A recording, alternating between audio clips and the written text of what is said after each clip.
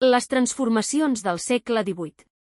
Després de la pèrdua de les institucions d'autogovern i en ple procés d'assimilació per part de la monarquia absolutista hispànica, Catalunya coneixerà, durant el segle XVIII, un seguit de transformacions que mostraran el dinamisme d'una economia en expansió i la gènesi dels canvis cap a un sistema capitalista.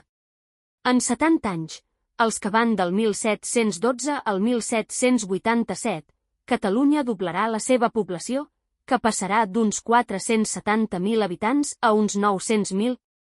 L'explicació s'ha de trobar en l'inici d'un canvi de règim demogràfic amb la reducció de les mortalitats catastròfiques, encara que les crisis de subsistència i les epidèmies no van desaparèixer, i el creixement vegetatiu resultant de la diferència entre les altes taxes de natalitat i de mortalitat ordinàries, tot plegat com a conseqüència de les transformacions agràries.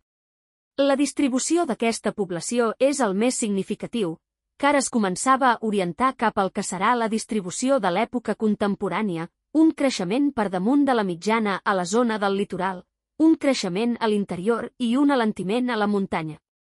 La població, d'aquesta manera, s'anava situant a les zones econòmicament més dinàmiques del Principat i amb un creixement notable de les ciutats, de les quals Barcelona arribaria al final de segle cap als 100.000 habitants.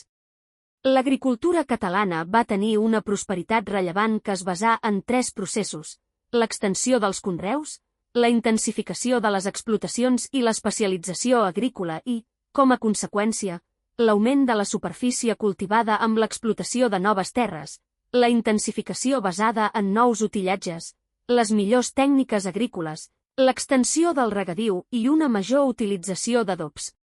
Tot relacionat amb una certa especialització en alguna producció, que millorava l'aprofitament de la terra, com la vinya.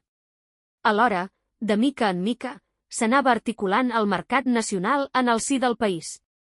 L'increment de la població significà un augment de la demanda, que generava una tendència alcista dels preus agrícoles que estimulava, al seu torn, les transformacions agràries descrites i l'augment de la renda agrària.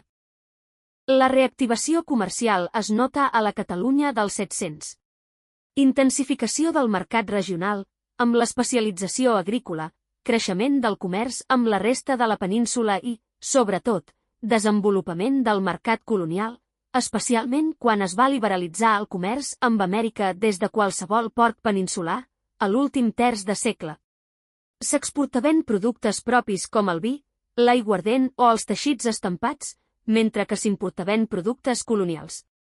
Aquest comerç colonial estimulà l'economia catalana, significà una acumulació de capital, augmentar la demanda i transformar l'estructura productiva de Catalunya. El creixement de la població, conjuntament amb l'augment de la capacitat adquisitiva, suposà un augment de la demanda de productes manufacturats de tota mena. Això situà al límit la producció feta a la ciutat i a través dels gremis, alhora, es va estimular la formació del treball a domicili. Moltes cases de pagès es dedicaren al treball de la llana, cosa que suposava un increment dels ingressos de la pagesia, una sortida beneficiosa per a capitals comercials que s'invertien en aquestes tasques i un increment de la producció que satisfeia la demanda creixent.